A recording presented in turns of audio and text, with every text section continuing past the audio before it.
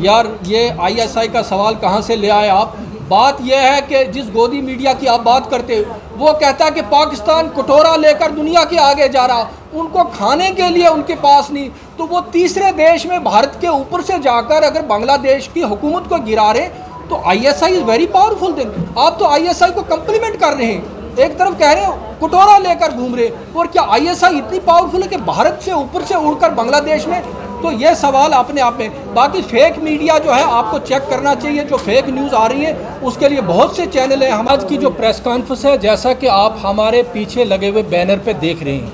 ये है बांग्लादेश में जो एट्रोसिटीज़ हो रही हैं अगेंस्ट रिलीजियस माइनॉरिटीज़। हम उसको कंडेम करने के लिए यहाँ पे इकट्ठे हुए।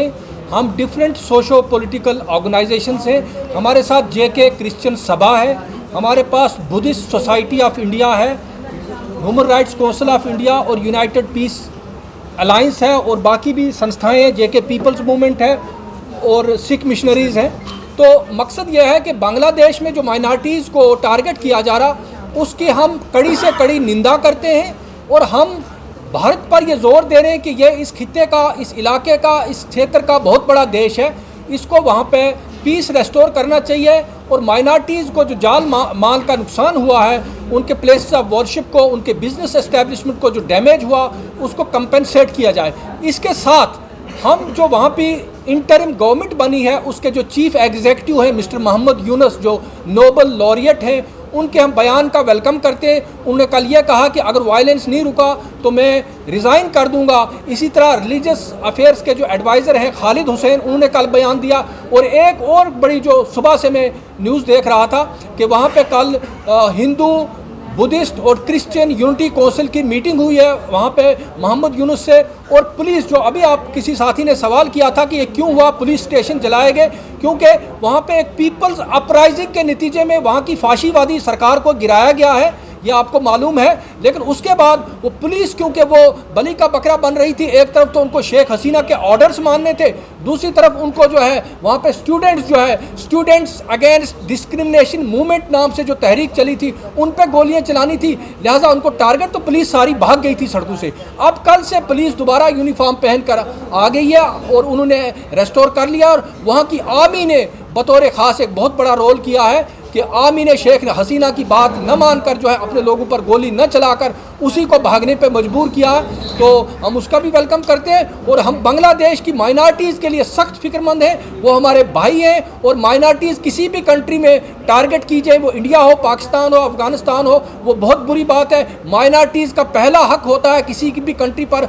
और माइनॉरिटीज़ की सुरक्षा वहाँ की गवर्नमेंट की जिम्मेदारी है। हम चाहते हैं कि उनको फ़ौरन से बेशतर जो है सिक्योर किया जाए, उनके बिज़नेस को, उनके तमाम तरीके के बांग्ला जो हमारे भाई हैं वहाँ पे, बस उसी लिए हम यहाँ पे सब इकट्ठे हुए। आप किसी और से भी बात है, ये नहीं समझता। खैर आपकी अगर कोई इतलात है, हम अगर आपका आज का इंडियन एक्सप्रेस या कल का टेलीग्राफ या द हिंदू पढ़िए या दैनिक भास्कर पढ़िए, जो मेरे पास इतलात है वहाँ पे ये कह रहे हैं कि जिस जमात जिसको आप कट्टरपंथी कहते हैं कि वो लोगों की प्रॉपर्टीज़ को बचा रही है। अब इसमें कहाँ तक, लेकिन इतनी बड़ी मूवमेंट अगर चलती है, किसी गवर्नमेंट को ओवरथ्रो किया जाता है, उसमें मिसक्रिएंट्स होते हैं, रेडिकल एलिमेंट होते हैं, वो हर जगह है, वो हर जगह है। बहरहाल आपकी बात सही है, कुछ ऐसे लोग होते हैं, ऐसे तत्व होते हैं, वो हों तभी यहाँ हुआ, तभी ऐसा हुआ, ऐसे नहीं होते तो ये नहीं होना था। लेकिन मैं समझता हूँ कि फिर भी इतनी बड़ी आंदोलन के नतीजे में 4-5 आदमी की जान देना, अगर एक आदमी की भी जान चली जाए वो भी हम समझते हैं कि निंदनीय है, एक का खून भी क्यों बहे।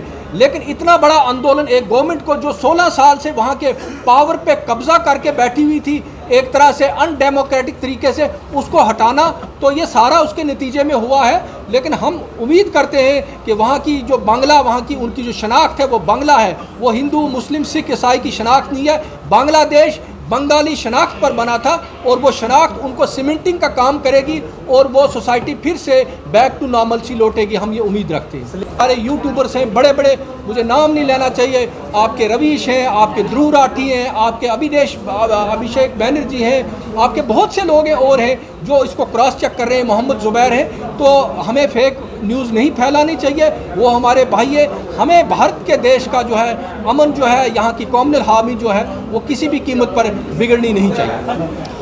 देखिए, सबसे पहले प्रेस वार्ता में मीडिया कर्मियों का मैं शुक्रिया अदा करता हूँ। आज जो कि हमारी प्रेस वार्ता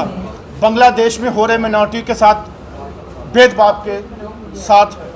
हमारे तमाम जम्मू कश्मीर के हिंदू, मुस्लिम, सिख, ईसाई तमाम लोग जो है इकट्ठे होके अपने मिनॉरिटीज़ को सेव करने की जो है आपके चैनल के माध्यम से भारत सरकार के आगे आग्रह करने के लिए आज बैठे हैं। यहाँ पे हमारी जो बांग्लादेश के अंदर हिंदू, क्रिश्चियन या बुद्धिज़्म जितनी भी हमारी मिनॉरिटीज़ हैं, इनके साथ जो कत्लेआम हुए हैं, जहाँ उनके साथ, उनके मंदिरों के साथ, घरों के साथ, शोरूम के साथ, उनकी प्रॉपर्टी के साथ जो वहाँ पे तोड़फोड़ हुई है, नुकसान हुआ है, हम भारत सरकार के आगे और इंटरनेशनल ऑर्गेनाइजेशन के आगे और हमारी इंटरनेशनल ह्यूमन राइट के आगे और हमारी तमाम बाहर की जो कंट्रियाँ हैं, जो सहयोगी हमारी हिंदुस्तान के लोगों के साथ सहयोग करना चाहती हैं, उनके आगे आग्रह करना चाहते हैं कि आप हमारे लोगों के, हमारे मिनॉरिटी के लोगों की सेफ्टी, उनका कंपनसेशन, जहाँ उनको किस तरीके से आगे की सेफ रख के उनको जो है वहाँ पे रहने का अधिकार मिले और वहाँ की सरकार जो कि कल से उनके लिए अच्छी तरीके से सोच रही है और अच्छे बयान भी दे रही है कि अगर फिर से ऐसी वायलेशन होती है तो हम ये जो है इस पद से इस्तीफा देंगे और हम लोग उस मिनॉरिटीज़ के साथ हैं। वो जो मिनॉरिटीज़ हैं वहाँ के जो इस टाइम प्रेसिडेंट बने हैं उनके साथ बैठ के जो उनको मीटिंग हुई है, बड़ी अच्छे तरीके से जो उन्होंने उनका सहयोग दिया है। हम आशा करते हैं कि भारत की सरकार भी उनके साथ मीटिंग करके अपनी मिनॉरिटीज़ को, लोगों को बचाने का, सेव करने का